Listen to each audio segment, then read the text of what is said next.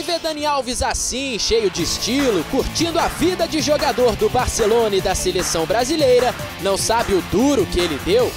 Por muitos anos a realidade de Daniel era bem diferente. O menino acordava cedo e tomava o caminho da roça para ajudar seu pai, um humilde agricultor na cidade de Juazeiro, na Bahia. Entre uma colheita e outra, Dani também acompanhava o pai no time de futebol local. O talento do menino era visível e ele logo foi para Salvador, jogar nas divisões de base do Bahia. Destaque do tricolor, passou 6 anos no Sevilha antes de acertar com o gigante Barcelona, onde é titular indiscutível. Hoje o lateral é um dos homens de confiança de Filipão na luta pelo Hexa. O menino baiano conquistou o mundo. Depois de tanta ralação, Dani Alves merece todos esses sorrisos.